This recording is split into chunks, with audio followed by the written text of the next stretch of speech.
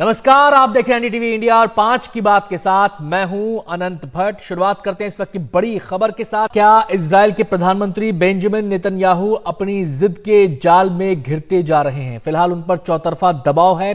America ने नया युद्ध विराम प्रस्ताव पास कराया है। बताया जा रहा है कि हमास ने इस प्रस्ताव पर हामी भर दी है। इस प्रस्ताव पर नेतन्याहू को भी तैयार करने के लिए अमेरिकी विदेश मंत्री एंटनी ब्लिंकन इजराइल पहुंचे हुए हैं। उनका दबाव है कि इजराइल इस प्रस्ताव पर हामी भरे। यह प्रस्ताव संयुक्त राष्ट्र सुरक्षा परिषद में पारित हो चुका है। अमेरिका दावा कर रहा है कि इस प्रस्ताव के बाद 7 अक्टूबर जैसे हमलों की नौबत नहीं आएगी। इजराइल में भी ये एहसास बढ़ता जा रहा है कि गाजा का युद्ध पहले खत्म हो जाना चाहिए था। इजराइल के पूर्व प्रधानमंत्री एहुद ओलमर्ट ने भी एक इंटरव्यू में कहा है कि युद्ध 5 महीने पहले खत्म हो जाना चाहिए था। इजराइल हमास के बीच युद्ध की शुरुआत इजराइल पर 7 अक्टूबर 2023 को हुए हमले से हुई, जिसमें हमास ने इजराइल की सीमा में घुसकर लोगों को मारा। बड़ी संख्या में इजरायली नागरिकों को बंधक बना लिया। इस हमले में इजराइल के 1200 नागरिक मारे गए थे।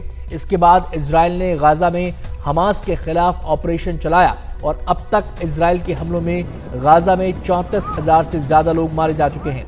अब इजराइल पर अमेरिकी दबाव है कि वो गाजा पर हमले रोके। अगर ऐसा नहीं होता है तो इसका खमियाजा अमेरिकी राष्ट्रपति जो बाइडेन को भी उठाना पड़ सकता है। कैसे, आइए समझते हैं हमारे संवाददाता उमाशंकर सिंह से। Today, this council sent a clear message to Hamas: accept the ceasefire deal.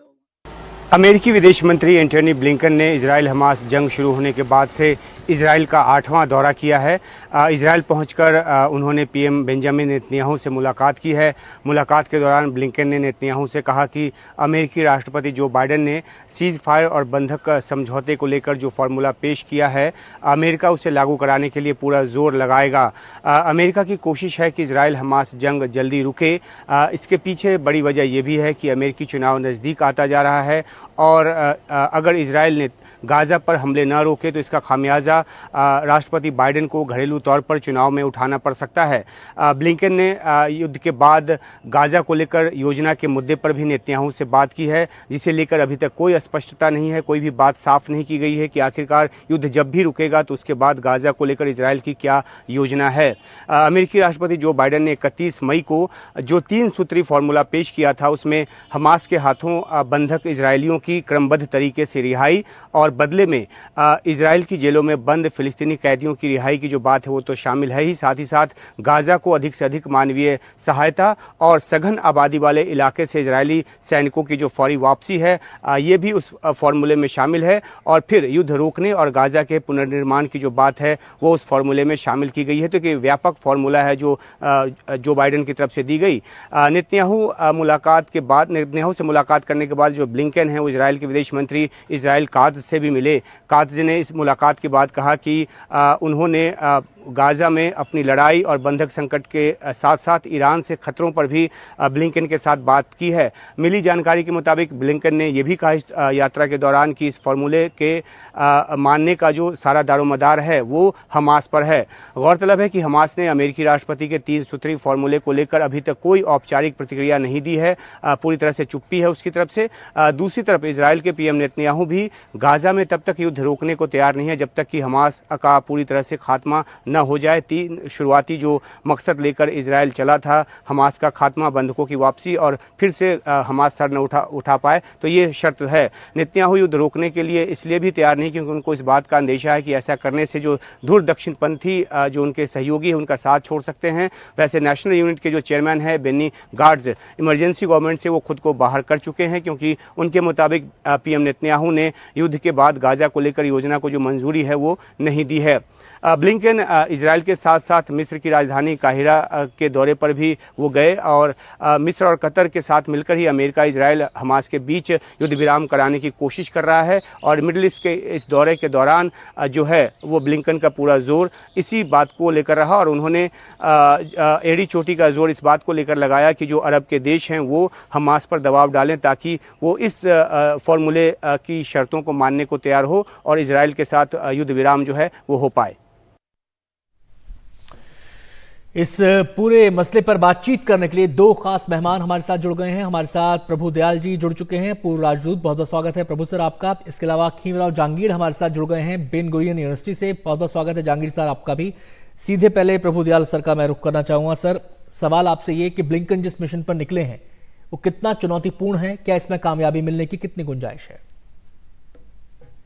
देखिए, ब्लिंकन साहब कई बार प्राइम मिनिस्टर नेतन्याहू से मुलाकात कर चुके हैं, लेकिन अभी तक लगता था कि इजराइल अड़ा हुआ है कि जब तक वो हमास का पूरी तरह खात्मा ना कर देगा तब तक वो लड़ाई बंद नहीं करेगा। लेकिन अब इजरायली सरकार के जो सुर हैं वो कुछ बदले हुए सुनाई पड़ रहे हैं। अभी जैसा आपने जिक्र किया, टोनी ब्लिंकन कल प्राइम मिनिस्टर नेतन्याहू से मिले थे और आज ब्लिंकन साहब ने यह कहा है कि नेतन्याहू ने अपना कमिटमेंट रीअफर्म किया है गाजा के सीज फायर के लिए। तो कुछ ये उनके सुर में बदलाव नजर आ रहा है। हर तरह से दबाव, देखिए अमेरिका ने तो पूरी तरह दबाव डाला ही हुआ है। प्रेसिडेंट बाइडेन ने ये पीस प्लान बनाया है और हर तरह से अमेरिकी सरकार इजराइल को मनाने की कोशिश कर रही है, दबाव डाल रही है कि वो सीज फायर एग्री करे जो उसके पीस प्लान के तहत पेश किया गया। इसके अलावा अब तो यूएन सिक्योरिटी काउंसिल ने भी एक रेजोल्यूशन अडॉप्ट किया है, जिस बड़े बहुमत से ये अडॉप्ट किया गया है, 14 voting in favour and 1 abstention. इसके अलावा देखिए कुछ और चीजें बड़ी जरूरी है ध्यान में रखना। प्रेसिडेंट बाइडेन ने हमास से भी अपील की थी और इजराइल से भी अपील की थी।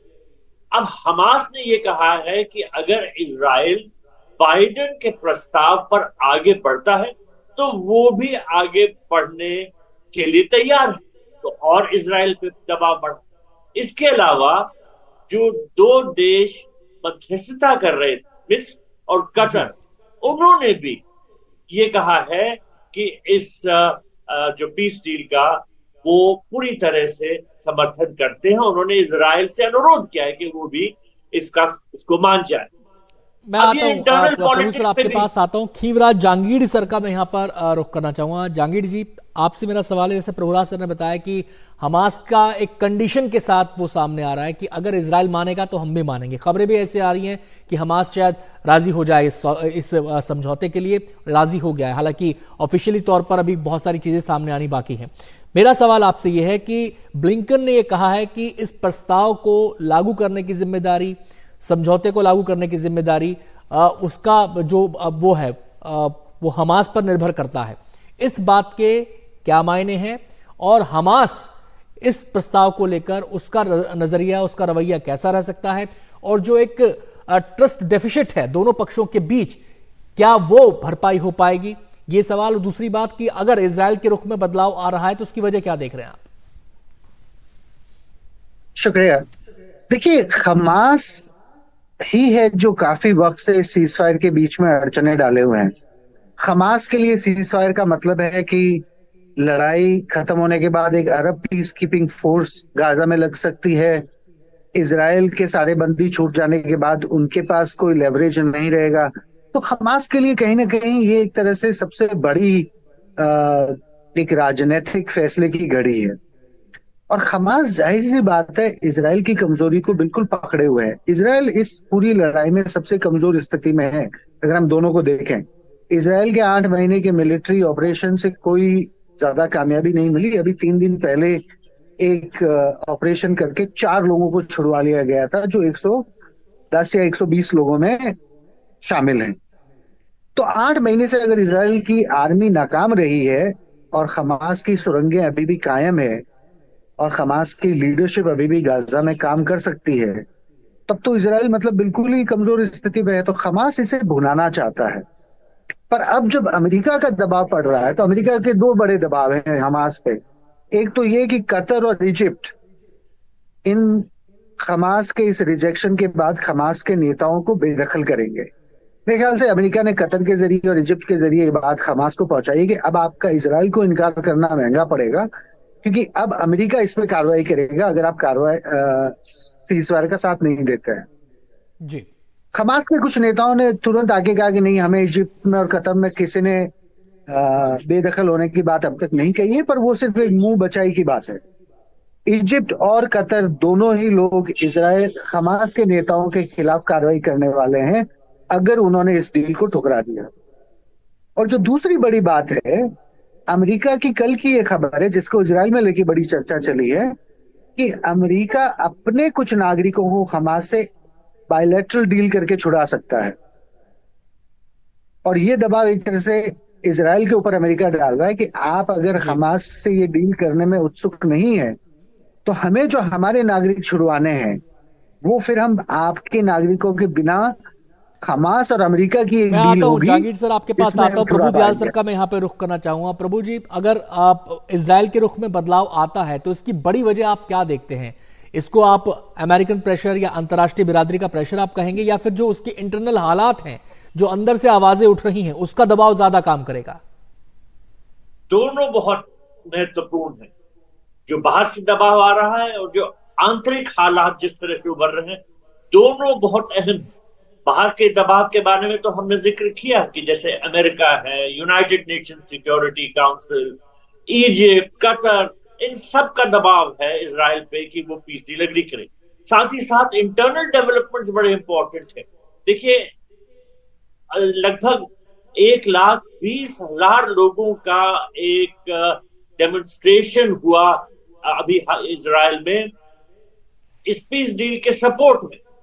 इसके अलावा जो लीडर ऑफ ऑपोजिशन है, उन्होंने ये कहा है कि वो डील सपोर्ट करते हैं और नेतन्याहू को ये डील करनी चाहिए। तो अभी तक जो राइट विंग एक्सट्रीमिस्ट जो थे वो सपोर्ट कर रहे थे इजरायली गवर्नमेंट को, और उनका ये दबाव था कि ये पीस डील को ठुकरा दिया जाए, इजरायली गवर्नमेंट इसको मंजूर ना करे। लेकिन अब जो ऑपोजिशन है वही सपोर्ट करने को तैयार है, तो नेतन्याहू को पूरी तरह से वो निर्भर नहीं है इन राइट विंग एक्सट्रीमिस्ट पे, उनको थोड़ी फ्लेक्सिबिलिटी मिल गई है। मैं आता हूं सर, समय की कमी, एक छोटा सा रिएक्शन मुझे जहांगीर सर से यहां पे लेना होगा। जहांगीर सर, मैंने एक सवाल आपसे किया था, जो विश्वास का अभाव है वो कितनी बड़ी बाधा है? बहुत संक्षेप में सर बता दीजिएगा। देखिए, विश्वास की जो अड़चन है ना, वो तो बहुत बड़ी खाई है, और ये खाई इस युद्ध विराम के बाद भी बहुत मुश्किलें पैदा करेगी इजराइल के बीच में और फिलिस्तीन के लोगों के बीच में। अमेरिका की एक संस्था है प्यू, उन्होंने अभी एक सर्वे किया था करीब 25-30 दिन पहले, जिसमें मेजॉरिटी ऑफ इजरायलीज का ये कहना है कि फिलिस्तीन के लोगों के साथ 2 स्टेट के सोल्यूशन की बात अभी तो नहीं हो सकती, कि हमें उन पे कोई भरोसा नहीं है कि वो दोबारा हम पे इस तरह का हमला न करे या दोबारा हमारे लोगों को बंदी न बना ले। तो मेरे ख्याल से अक्टूबर 7 की घटना इतनी गंभीर थी या इतनी डरावनी थी कि उसका डर अभी बहुत हद तक कायम है। पर जो एक बड़ी कमाल की बात है, मैं आपको एक छोटी सी बात बताऊं, मैं तलवीव में एक रेस्टोरेंट के बाहर हूं जहां ये इस तरह के पोस्टर्स लगे हैं मेरे पीछे, किडनैप्ड वाले। तो इन हालात में देश में ना भावनात्मक चीजें ज्यादा है, बिल्कुल, और कोशिशें हो रही हैं इन हालात के बीच भी। अब देखना यह है कि कोशिशें कितना रंग लेकर आती हैं, क्या असर इनका होता। बहुत बहुत शुक्रिया जहांगीर सर आपका, प्रभु दयाल सर आपका भी। एक छोटा सा ब्रेक हमें यहां पर लेना होगा। आप देखते रहिए एनडीटीवी इंडिया। और अब वक्त हो गया एक छोटे से ब्रेक का। ब्रेक के बाद आपको दिखाएंगे यूरोपीय संघ के चुनाव में किसका जलवा।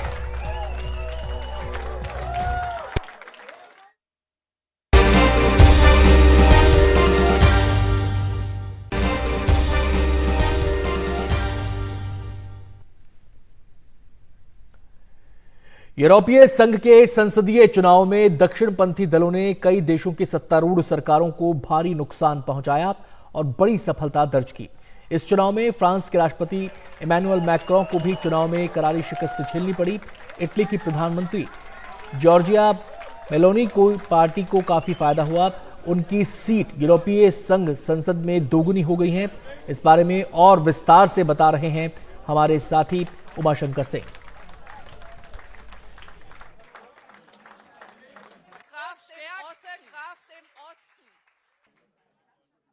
यूरोपीय संसद के चुनाव नतीजे बता रहे हैं कि यूरोपीय यूनियन का जो विधायी काम है, यानी कि नियमों को बनाने और कानूनी प्रावधानों को तय करने की जो प्रक्रिया है वो अधिक जटिल हो सकती है।